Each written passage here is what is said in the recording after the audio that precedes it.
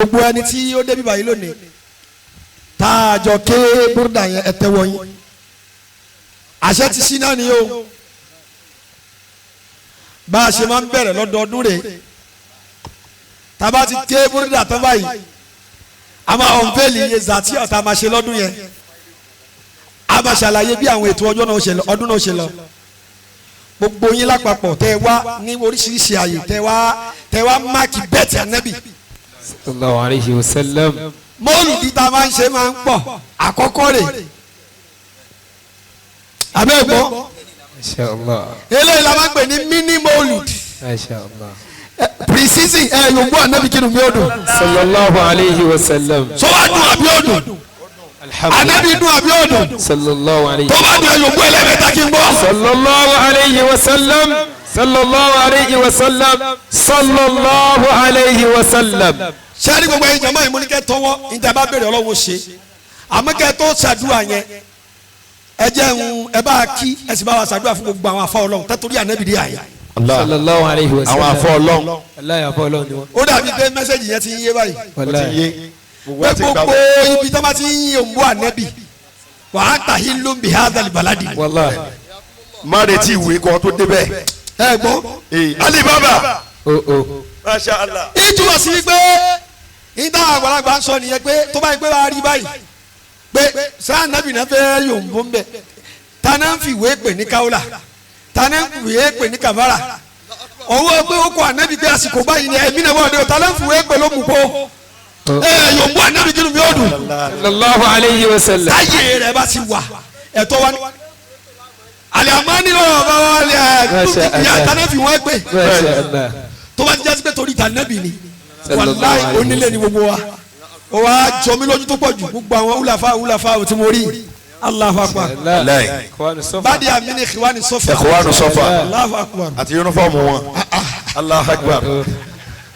ẹ̀jẹ̀ iná tẹ́lẹ̀ kàkà mú gbogbo àwọn àlùfáà yìí ẹ̀yin tẹ́lẹ̀ iná dúró yìí ti pọ̀ jù ẹ jókòó bàbá ni ẹ jókòó. ẹ jókòó yọ̀ǹda iná kun. ẹ wá ké iná àtẹ́lẹ̀ yẹn àwọn afáàtàn bá wa ké odidi àsálàtù yẹn ẹ gbogbo alárí ìkẹdì lọlẹ́lẹ́dì the best àsálàtù yẹn pé bíbẹ́ mọ́lùdì pé wọ́n ní à ń yòǹbó ànẹ́bí o à ní kí la ń ṣe bẹ́ẹ̀ wọ́n á la jòkó fún mi wákàtí méjì à ń sọ pé kọ́lọ́ máa kí ànẹ́bí. sallallahu alayhi wa sallam. olórí yẹn tó wá ní tiẹ̀ gbà kó yòǹbó ànẹ́bí gbogbo kìlá. sallallahu alayhi wa sallam. ó yá ẹ̀yin lẹ́wà lo máìkì tí yín dàbí ké ní àtẹ́nẹ̀ yẹn fún àwọn àfa wa tí wọ́n ń bẹ lórí ìjókòó kí yín o máa jẹ́ ànàkùnmù láì fún gbogbo wọn bisimilahi rahman ẹnì káàrin bisimilahi àní ẹ̀yin ọkùn ń bẹ̀ wọ́n ti onílé lẹ́yìn fasọ́lì li rabbika wanhar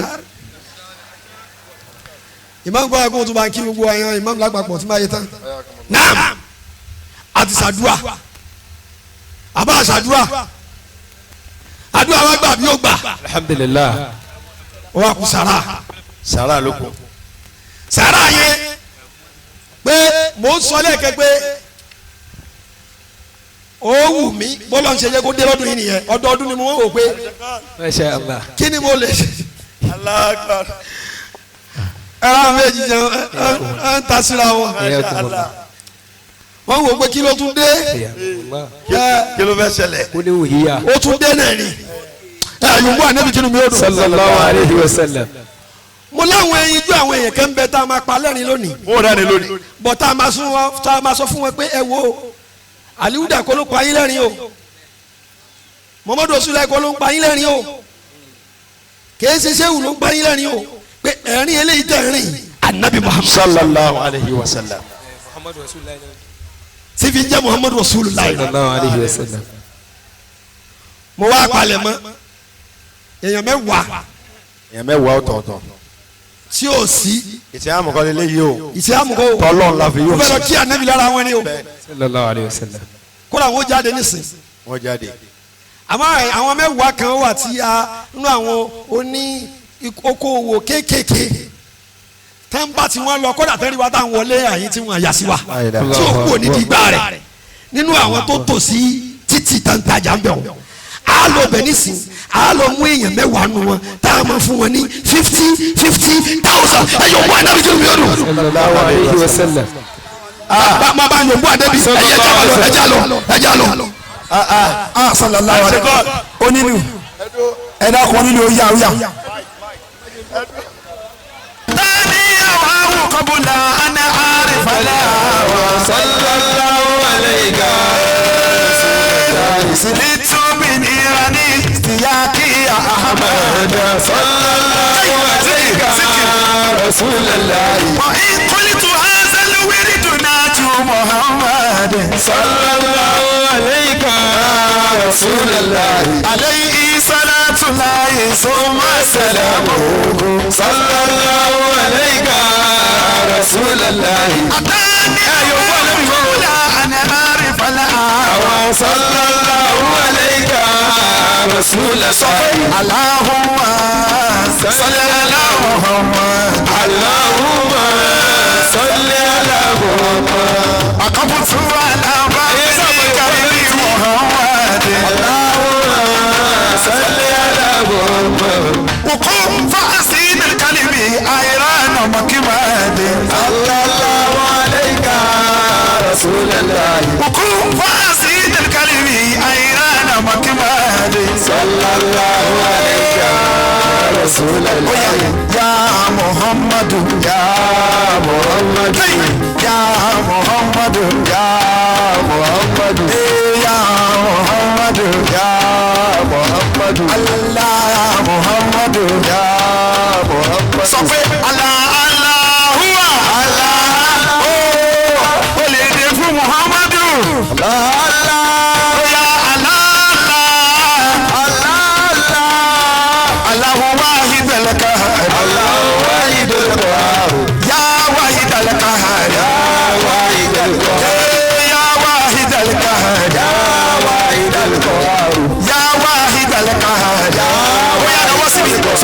ọpẹ́lọpẹ́ Muhammad ọpẹ́lọpẹ́ Muhammad ọpẹ́lọpẹ́ Muhammad ọpẹ́lọpẹ́ Muhammad ajiwoke ọpẹ́lọpẹ́ Muhammad ọpẹ́lọpẹ́ Muhammad ọpẹ́lọpẹ́ Muhammad ọpẹ́lọpẹ́ Muhammad ọpẹ́lọpẹ́ Muhammad ọpẹ́lọpẹ́ Muhammad akabutu alábàbílì kẹrin Muhammad ọpẹ́lọpẹ́ Muhammad ọpẹ́lọpẹ́ Muhammad aláwùkú fásitì nàkàlìbí àìrànà Muhammad ọpẹ́lọpẹ́ Muhammad ọpẹ́lọpẹ́ Muhammad Allahumma salli ala Muhammad Allahumma salli ala Muhammad ulikitu min khayril khalqi khayra mirai Allahumma salli ala Muhammad ó yá sọ wípé sallallahu alayka rasulullah sallallahu alayka sallallahu alayka rasulullah sallallahu alayka sallallahu alayka rasulullah sallallahu alayka rasulullah sallallahu alayka rasulullah sallallahu alayka rasulullah sallallahu alayka rasulullah sallallahu alayka rasulullah sallallahu alayka rasulullah sallallahu alayka rasulullah salamu alayka muhammad salamu alayka muhammad salamu alayka muhammad salamu alayka muhammad salamu alayka muhammad salamu alayka muhammad salamu alayka muhammad salamu alayka muhammad salamu alayka muhammad salamu alayka muhammad salamu alayka muhammad ya sahaba annabi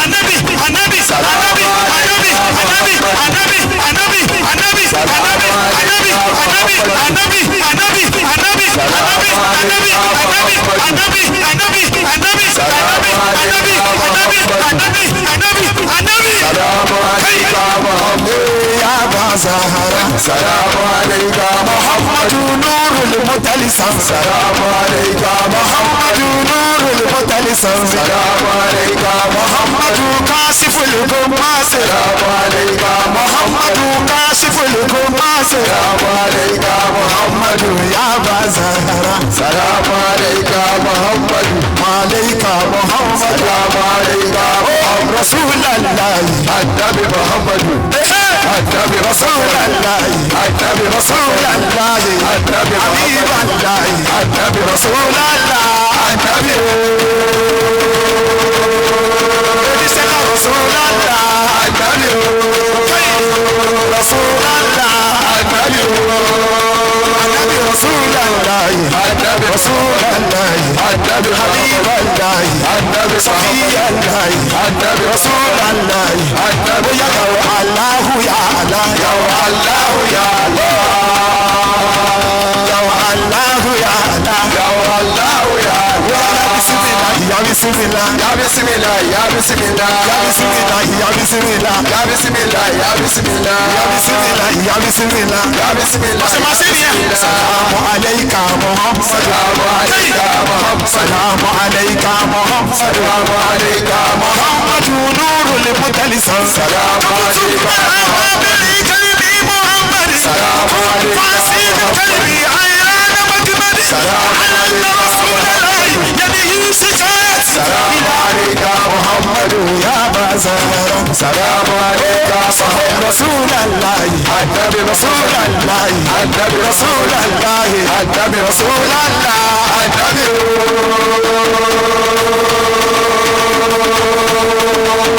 Rasulullah Annabi Rasulullah Annabi Rasulullah Annabi Rasulullah Annabi ya Allah ya Allah ya Allah ya bismillah ya bismillah ya bismillah ya bismillah kaniyatu rabbi ibniyati shafi matiki barihi awdiha muhammad tajawi kaniyatu rabbi muhammad ibniyati shafi matiki barihi awdiha muhammad tubami sọ pé bí muhammadi bí muhammadi bí muhammadi bí muhammadi bí muhammadi bí muhammadi bí muhammadi bí muhammadi bí muhammadi bí muhammadi bí muhammadi bí muhammadi yama yuhibu muhammada busiraka anabi yama yuhibu muhammada busiraka anabi yama yuhibu muhammada busiraka anabi yama yuhibu muhammada busiraka láfin bari yati farido illa dawa anabi bi muhammadi bi muhammadi bi muhammadi ayọ̀bá anabi bi muhammadi bi muhammadi ẹni tó bá kọ̀ fún mi kọ́ sọ wípé yàmá yàrá máa fi lọ́mí rí wáyé sí mọ́ àtàlí mọ́ ádìlì kúlì mọ́ yàmá yóò jáde sàláìdì kúrò ní àyàmá ní ilé mo sì tàkà wáyé mọ́ fún sáwọn yàmá ní kásá ìdórí síkì fi kọ́ lẹ́kọ̀ọ́ ọmọ náà lè fà iná lẹ́ka ìrà ìdàgbà àti lọ́wọ́ máa ní síwá fọ́kìrì ilé ìkáwá sí ìrásùn fámìlì fún ti fọ́ọ̀lì ilé ìkàbá. ó yà sọ wípé láàmì sọ wípé yàṣẹ ìhòòhò àárí màdà oṣù ilé wàrà ìsinmi mi kẹ́sìkà àlùmọ̀dá kan fèrè kára yàṣẹ ìbíra màdà oṣù ilé wàrà ìsinmi mi kẹ́sìkà fọ́ọ̀lì mọ̀nà kan fèrè kára nínú ní fábílì kàdá wà nínú ní ìsànà. Sallallahu alaihi wasallam. Sallallahu alaihi wasallam. ẹ yóò wọ ọ̀nàmì dáadáa. Sallallahu alaihi wasallam. ẹ wọlé. ẹ yóò wọ ọ̀nàmì mọ́.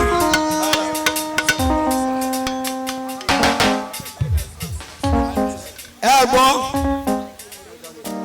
kò sójú ṣáájú ń bẹ o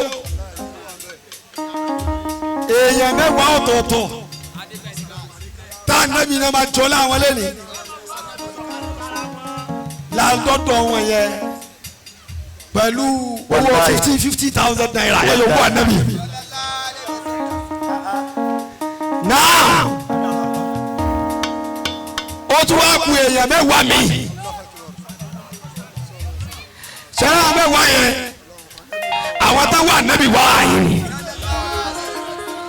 èmi wá kọ́ ni màá sàwọn o gbogbo ẹni ọlọ́run má sì sí mú kó mọ̀ pé ànábì ní kọ́ lọ́hún o. wọ́n á béèrè nǹkan nípa ànábì lọ́wọ́ yín ìmáàmù kún bá wà kù ǹjẹ́ ẹ bá rí béèrè ẹ̀ tó bá gbà ẹjọ́ ojú ọlá ànábì kò ní báyìí lọ ìmáàmù àyè bọ́lá o fẹ́ kọ ẹ̀gzámù ìmáàmù àyè bọ́lá wàá dá a mọ̀ nísìnyí onílùwálé kí ló múlẹ̀ nìyí. ọ̀rọ̀ yóò yé mi o àbí sí tramadol ti dá sí náà wí ni.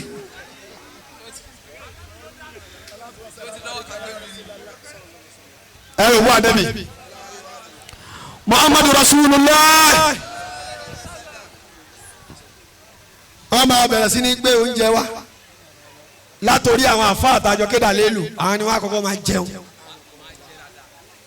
ṣó ti yé ẹ̀yin jama tẹ wà mẹ yẹ. asalatu wo ma pọ́n sí tó ti di tó léyìn mẹ́wàá yìí sallallahu alayhi wa sallam. ẹ yóò wá anabi dáadáa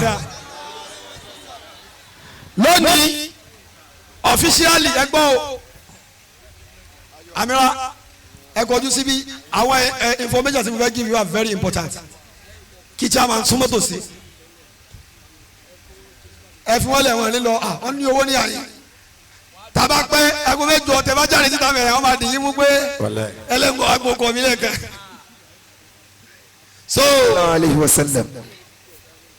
ẹ̀yin alihuda àti muhammadu rasulillah owó ta fẹ́ ta fún àwọn èèyàn yẹn a fi ń pàṣẹ mẹ́sẹ̀gì fún wọn ni pé kìí ṣe pé ó wà ńlẹ̀ wàláhì àti bọ́tà bá ṣe bẹ́yìí a rí i pé nínú kánú omi ojú àwọn èèyàn ẹ bẹ̀ pé gbogbo àwọn mẹ́wàá ta fún yẹn kò sẹ́ni tí gba rẹ̀ wọ 50,000. so wàá rọ̀ wọ́n ibo Emmanuel ta fún yẹn a sọ dé ìlú wọn pé that Muhammad wey una dey cause na good person o in people dey give me money and they don't know me o yòówù ànẹ́bì ma on behalf of Muhammad they give me 50,000 so this impression of Boko Haram and terrorism and kidnapping abi and bandiri abi bandit àtàwọn bandit where's the phone infinity. sẹ́rí àlelo eléyìí náà dẹ̀ ni wọ́n máa ń pè náà ní ibi tí mo sì wà nìyẹn ìkẹta ní ṣiṣẹ́ Facebook lọ́wọ́ yẹn mo dẹ̀ ní kí a máa charge láti kàn tó bá ti ó yá ẹ save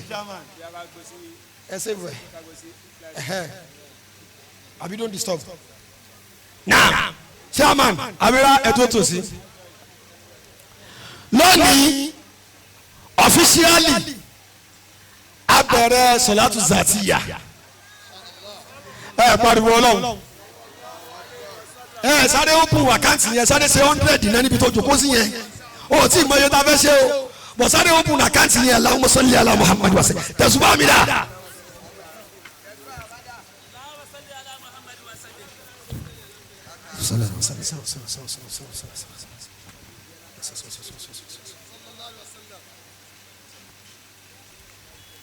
Allahumma salli ala Muhammad wa sallim wa sallam. ẹ má rojọ́ mọ́ lásìkò yìí o àwọn kan wà l'Amẹ́ríkà àwọn kan wà ní Canada àwọn kan wà ní Europe tó yẹ pé wọ́n fẹ́ lè fò wálé báyìí o wọ́n dẹ̀ ń bọ̀ o.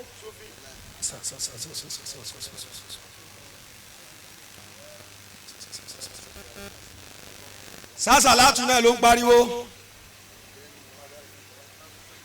amira ẹ fi wọn lẹ Basira lọ jòkó náà torí àjẹsí náà. Allahu salli ala Muhammad salli. Tá a bá ti pè é lẹ́ẹ̀kẹta lónìí a máa fún ẹ ní awọ́ọ̀dù. ó láì gbọmọ pé nǹkan rẹ. Allahumma salli ala Muhammad. Allahumma salli ala Muhammad. Salatu zatiya yìí ó la salatu tó jásí pé a máa fi ṣe presentation birthday fún the holy prophet every year. We started then by reciting 1 million salatu zatiya. We could remember vividly. Ọdún tó máa tẹ̀lé ṣẹ́ẹ̀tì ìpa Instagram yẹn torí information yẹn ó wà. So ọdún tó máa tẹ̀lé 4%. Ṣé kí n sáré mo tún ṣẹlẹ̀ ẹ jẹ́ sáré ṣe àwọn information yìí tán kí wá káwá jáde káwá wọlé padà. Now Basira wá mi wá. Basira ọtún kú mi. Káàbọ̀. Kó lè wáyà wọ́n yà dúró ti àmìlà mẹ́. àwọn èèyàn ní ojú gbádùn Basira kí ló dé náà gómìnà ẹ̀yàn ọ̀gbọ̀rọ̀ kó mẹ́ àfìṣetán. lọ́dún yìí ní ọdún tó lọ Salatu Zatiya àti aliuda àti Muhammadu Rasulullah ṣe all around the globe. tá a propose bá fẹ́ ṣe tá a dẹ̀ unveil yẹ lọ́jọ́ Burda Day ó jẹ́ 200 million. yóò wá nẹ́mi. sẹ́ẹ̀rì gbogbo mẹ́mbà tó ń tẹ̀lé aliuda láyé tó ń tẹ̀lé alimukhtar tó bá ti di sísè yìí tó bá ti di táìmù yìí anywhere tó bá ti pàdé wọn around the world ẹ máa bá káńtà lọ́wọ́ wọn. wàláyé ajila ti ní ta sallallahu alayhi wa sallam. ṣáàtì láwọn imam. sallallahu alayhi wa sallam. ṣáàtì ní. ó dẹ́ wà ajila ti ní 4,000 ni àfọ ní káńtà salatu. ṣáàtì ní. ẹ ò wá nẹ́mi. sallallahu alayhi wa sallam. wọ́n máa wá ṣe lójoojúmọ́ Allahumma salli ala Muhammad wa sallim. iye tẹ́nì kọ̀ọ̀kan bá ṣe lọ́sẹ̀ kan yóò máa tọ́jú ẹ̀ á máa wá kà papọ̀ lọ́dún tó lọ ẹni sùúrù ìlànà àjà sí ẹ̀ ta.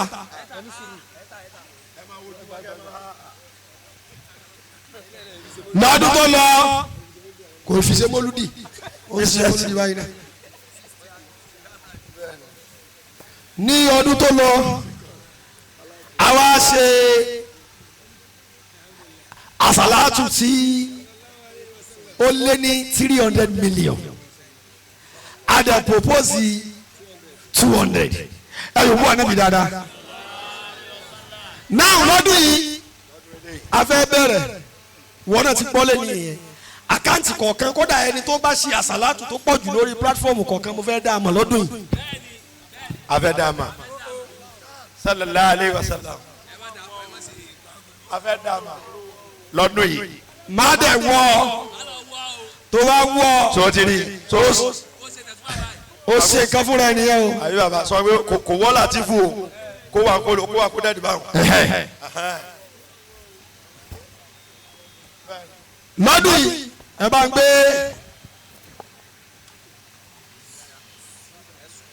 ọ̀fíṣíálì wọ́n ti yọ owó kàrọ́ra kọ́kọ́ fi kiri sí lẹ́yìn ayélujára.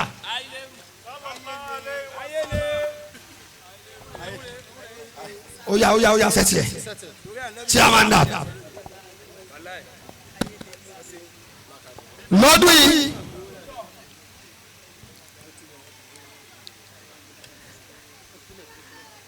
èmi àti chairman máa dì mú báyìí gbogbo yín náà ẹ máa wá ké ala ajamisola ẹ wò pé mélòó ló fẹ́ jẹ́ ẹ yóò wá dábì dáadáa. sallallahu alayhi wa sallam. àjọ ké salatu mutari ayọ kan tàbá tí wàá kéré lẹ à ń bá délẹ̀ báyìí àkàmà ọ̀nfẹ́ẹ̀lì salatu zatiya iye tó a fẹ́ ṣe lọ́dún yìí ọjọ́ tó bẹ̀rẹ̀ àtọjọ́ tó máa parí ọjọ́ tó máa parí yẹn la máa ṣe mọ́lúdì gbogbo àwọn táwọn wà lamẹ́ríkà àwọn náà wà ní Canada àwọn sì ń búkú tíkẹ́ẹ̀tì kalẹ̀ láti wá fún táìmù yẹn anabi ni. Are we all set? ẹ̀yin tẹ́ bá láìkì sàtí àṣìṣe ẹ̀yin wọ anabi kí n yóò dùn dáadáa. ẹ̀yin tẹ́ gbé kínní dání yàtọ̀ sí mú yìí ẹ lè jòkó lẹ̀kẹ́ lè rí ẹ wá jòkó báyìí sufi jòkó mú yìí wá sí ẹgbẹ́ àmì ẹ báyìí ẹ ti wá pọ̀ jù lórí dúró báyìí nítorí Ọlọ́run gbogbo ẹ̀yin àgbàlagbà tẹ́ ń bẹ lórí jókòó yìí láàjọ lànàmì lára yín o ẹ dákun ẹja sáré ṣètò ṣáàtìlẹ wíwí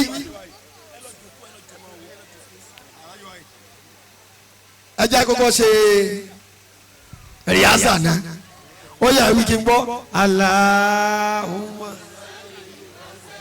ayé rìásà ni o. Àmín.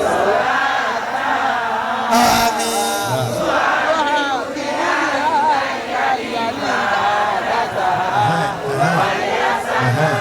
Ó ti wo dáadáa. Ọlọ́run.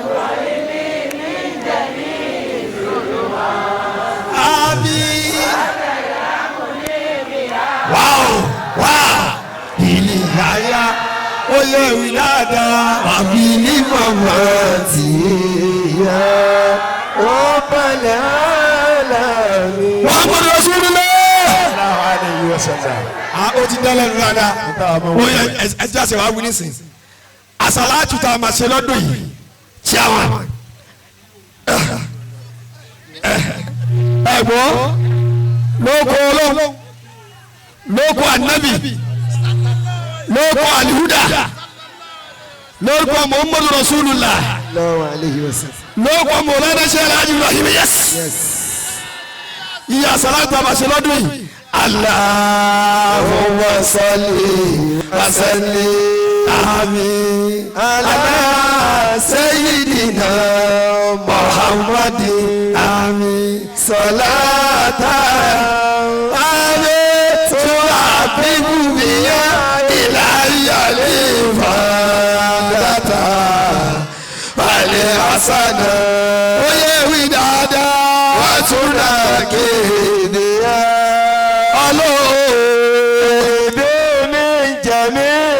zuluma. Ó yẹ wí dáadáa. Wọ́n tara mọ́ níbi á. Fìlẹ̀ àyà. Ọlọ́run wa wà fìlí màmá tì í yá. Wọ́n balẹ̀ àlàmì. wọ́n gbọ́dọ̀ Rasulullah. Sallallahu alayhi wa sallam. Sotiri kaba yìí sàtì àwọn ọdún yìí á jẹ́ inshallah Rahman. Ìbéèrè mi iye tá a fẹ́ fún wa nẹ́bí lọ́dún yìí 330 million ẹ yóò wá nẹ́bí dáadáa. Sallallahu alayhi wa sallam. Eléyìí ni wọ́n pè ní adadul mursalin. Gbogbo àwọn tọ́lọ̀hún rán inú àwọn mursalin òjíṣẹ́ lágbàpọ̀ 330 ni wọ́n. Àwọn fẹ́ fi àlùbáríkà ara nìkọ̀ọ̀kan wọn yóò wá nábì gbogbo dáadáa. Ìbéèrè mi sí ẹ ó ní pé nínú 330 million yìí mélòó ni tèmi máa jẹ́ lóṣù mẹ́ta sísìn. Are we all set? Masha Allah. Ẹ sọ̀rọ̀ dáadáa. Sallallahu alayhi wa sallam. Somebody say sallallahu alayhi wa sallam. Sallallahu alayhi wa sallam. So propose 330 million salatu zatiya Sallallahu alayhi wa sallam. for the year 2022/2023. Masha Allah. Kick off. Ó bẹ̀rẹ̀ ní ẹni Saturday 8th of October. Wàá lọ fi eléyìí sórí status yẹn nísìn pé ó tún ti ṣe ó wíwú ẹ yóò wọ ẹ̀nà mi dáadáa. Sallallahu alayhi wa sallam. So lójoojúmọ́ ó ti di ẹ̀jẹ̀ ó ti di omi fáwọn akẹ́tọ́ ẹ̀rí pé tábà parí lọ́dọọdún tọ́dún kan máa fi parí wọ́n sì ṣe lọ. 313 million lọ́dún tó lọ Naija platform àwọn ni wọ́n ní àsálàtù tó pọ̀ jù lọ́dún yìí àti mọ ẹni tí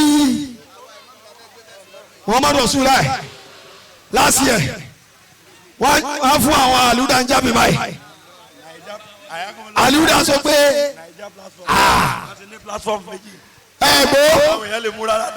ìwọ òkúra àgùn ni kí wọ́n sọ fún ìkéde tí ẹ sọwọ́ fún every other platform lè múra lọ́ra lọ́dún yìí Naija platform lọ́dún tó lọ platform ẹ̀yọ̀ kan àtàbọ̀ náà ní lẹ́nìí ó ti di méjì àtàbọ̀ yòówù ànábì platform àkọ́kọ́ ó ti kú ìkejì ó ti kú wọ́n tún l'Àbújá lọ́tọ̀ yes ní ọdún yìí iye àsálàtù tá a máa ṣe ni bá a ṣe sọ yìí kí àsálàtù tó kẹlẹ̀ gbogbo ìṣòro tó bá nínú ayé rẹ lẹ́nìí olùwàjò parí kó tó parí. jẹ́ kí ìṣòro yẹn ti tán kó tó tán màá ma wá ọ̀nfẹ́lì àwọn account officer ìlú kọ̀ọ̀kan nínú 313 million yìí we have UAE, Saudi, Qatar, South Africa and Cairo platform.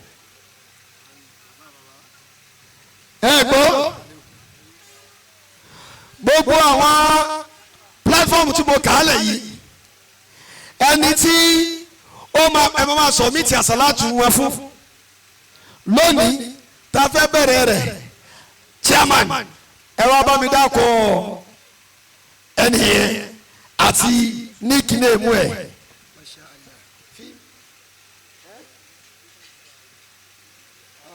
Muhammadu Rasulullah. Muhammadu Rasulullah. Assalamu alaikum wa rahmatullahi wa barakatuh. For the UAE, Saudi Arabia, Qatar, South Africa, and Cairo platform. Mashallah. The coordinator for this Salatu Satya is Ajia Miriam Usman. That is Ajia Flekiti. Sallallahu alaihi Rasulullah. Yòówù ànábì dáadáa. Sallallahu alayhi wa sallam. Flekiti ní Dubai. Flekiti náà ló jẹ́ lórí Instagram. Òun ló máa gba àsálàtù yẹn. Náà Inshallah Rahman ní ọdún yìí ẹni tó máa gba Salatu Zatiya Canada platform òun ni Ajiya Ganiyat Adekunle Muhammadu Rasulullah.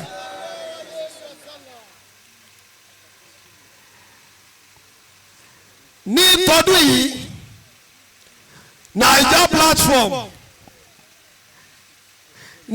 platform ẹ jẹ́ postpone ẹ̀. Naija la wà yìí o yòówù ànábì dáadáa. European platform Ajiya Àjọkẹ́ Sidkat from Germany obìnrin yìí ní last year òun mo ló wá sunkún wá bá mi pé wọ́n ní kó fóun níwèé pé kóun mọ wọ́n fẹ́ dìpọ́tù wá Nàìjíríà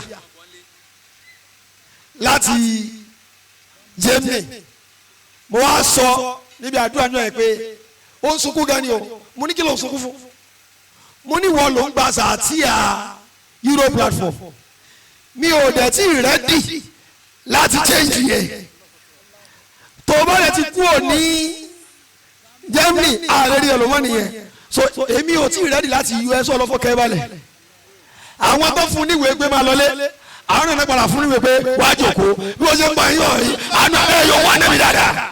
Sallallahu alayhi wa sallam. Àjọkẹ́ Sidkat aládùúgbò ni onísàárà ni alásàlátù fún ní Germany. bẹ́ẹ̀ni o máa ń sábà dúró sórí Facebook ń tiẹ̀ bẹ́ẹ̀ni. Mashallah UK platform Abira Bismillah UK platform Muhammad Rasulullah, sallallahu alayhi wa sallam. the account officer for UK platform for Zatia 2022/2023. Mashallah. Saida Taufiko Kashanu Oniru. Muhammad Rasulullah. sallallahu alayhi wa sallam. sallallahu alayhi wa sallam. Mashallah. ajá Taofika Kashanu Oniru. Mashallah. Oni coordinator. America platform. Amẹ́ríkà ọ̀tẹ̀ yìí o.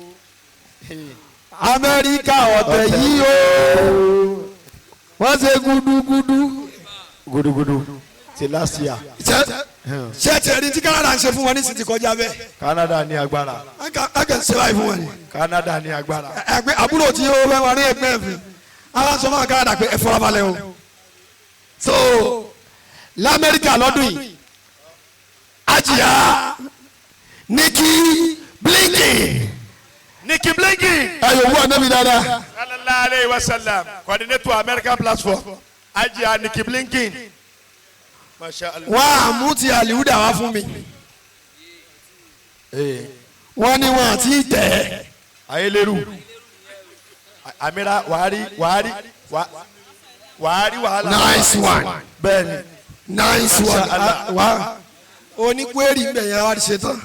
Now Naija platform. Ẹ má ti jà sọ. Ẹ jẹ́ n sọ. Ẹ jẹ́ n sọ.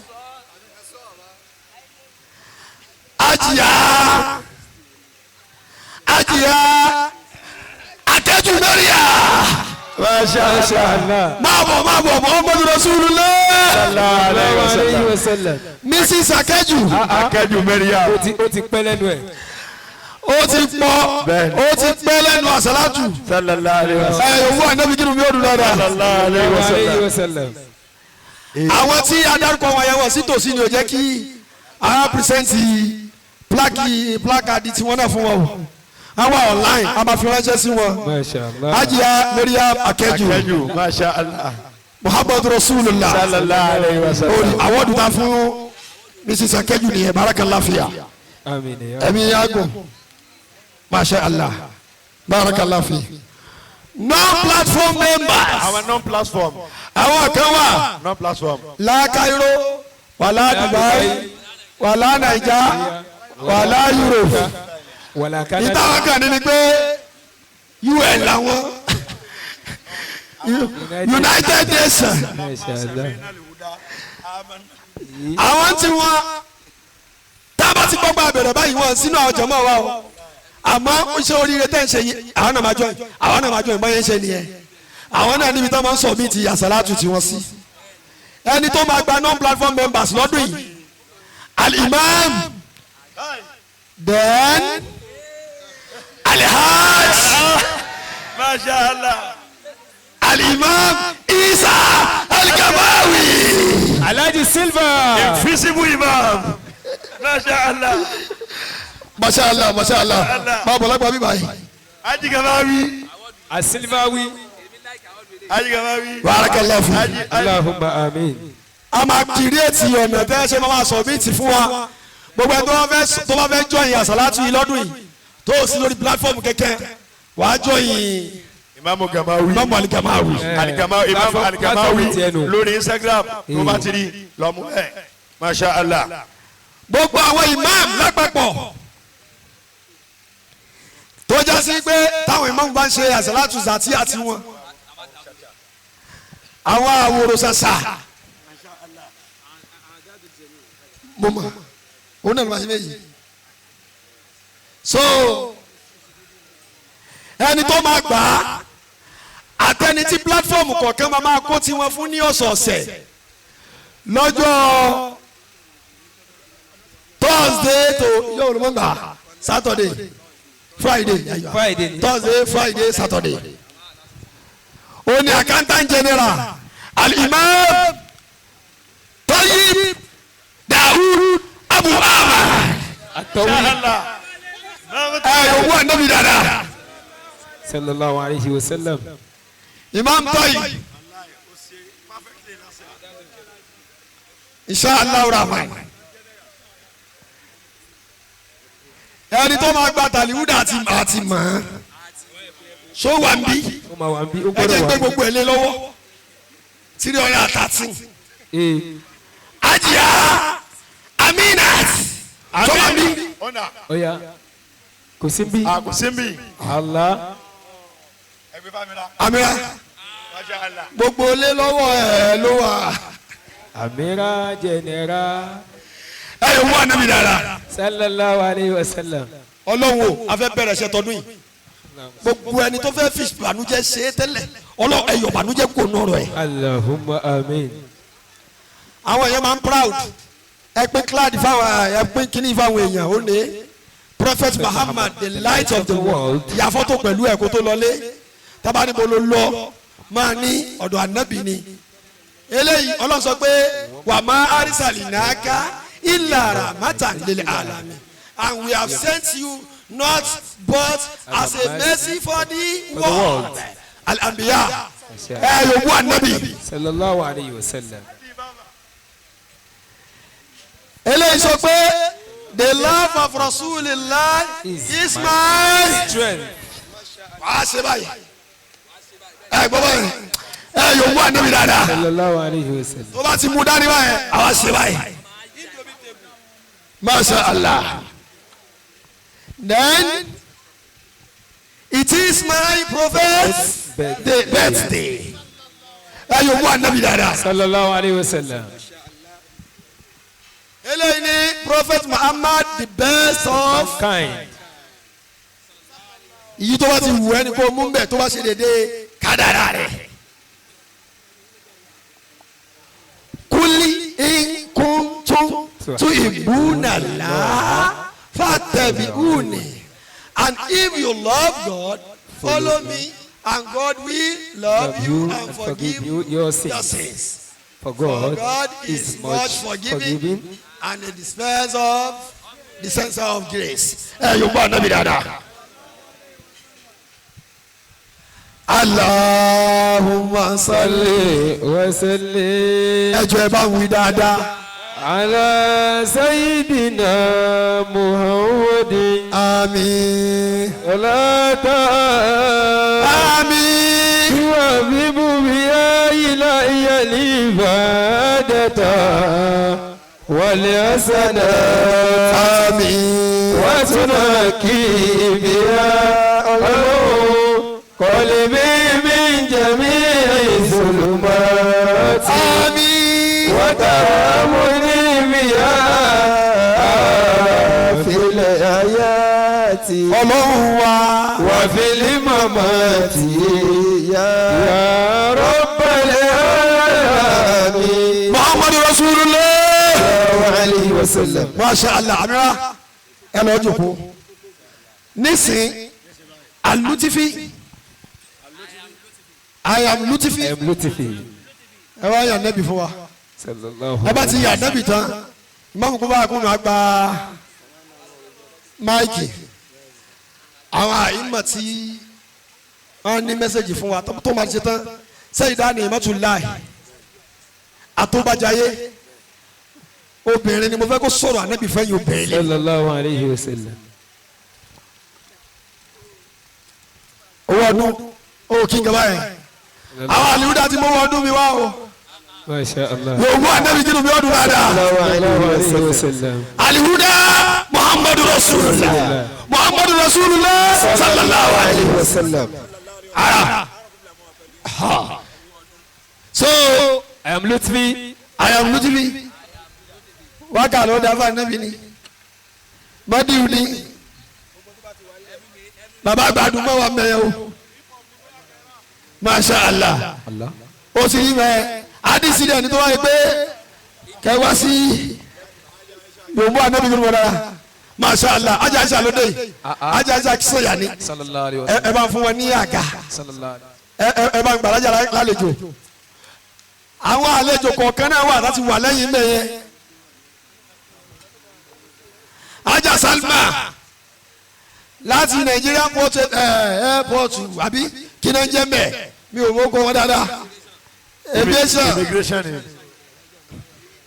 ó wà mí. alájà mọ́ráyọ̀ adébánjọ ajá mọ́ráyọ̀. alájà arúkà yáàtì bídèmí láti Ìbàdàn àwọn èèyàn ti wá bẹ̀rẹ̀ ajá gbogbo lọ́la ẹ̀ dìde àwọn tá à ń dákọ̀ yẹn gbà wọ́n lálejò torí Ọlọ́run Masha Allah. So inshallah Rahman, I am Lutifi. It is over to you. I am Lutifi. ẹ jọ ẹ tètè máa pín oúnjẹ fáwọn èèyàn báyẹn káwọn afáwọn tó bẹ̀rẹ̀ tó yà Nabi bismillah. Sallu ala nabiyil karim. sallallahu alayhi wa Mo sallam. kí Ọlọ́run mo tọrọ àlékún ìkẹ́ àti ìgẹ̀ fún Ànábì Muhammad. Lẹ́yìn kíkí ti Ọlọ́run gbogbo àwọn àgbàlagbà tí wọ́n ń bẹ lórí kalẹ̀. Bẹ̀rẹ̀ látòrí bàbá wa adúmọ̀ Ọlọ́run jẹ́ kí á rí yín pẹ́sà. Mo fi kíkí bàbá wa gbà adúmọ̀ tí mo kí yìí. Mo kí gbogbo àwọn bàbá tí wọ́n ń bẹ níkàlẹ̀.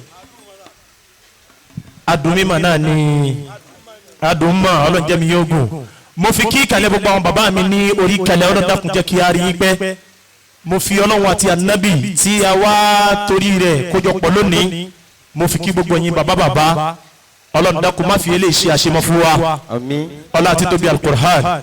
Ọlá wàlá hawla wàlá quwwata. Illa billahi. Mi ò ní gba àsìkò púpọ̀ gẹ́gẹ́ bí èyí tí Ọlọ́run fi rán wa wákàlá fi yan Nabi Muhammad. Sallallahu alayhi wa sallam. Torí tí n bá ní mo fẹ́ wọnú mọ́díwù lọ ẹ wo iye mọ́díwù tí a ti ṣe lórí kalẹ̀ níbi tí ó ló ń kà àmọ́ ká tún gbé gba ọ̀nà míì láti fi yan Nabi Muhammad. Sallallahu alayhi wa sallam. Ìwọ́n tó dá Nabi Muhammad bá mi yòǹbọ̀ Nabi Muhammad dáadáa.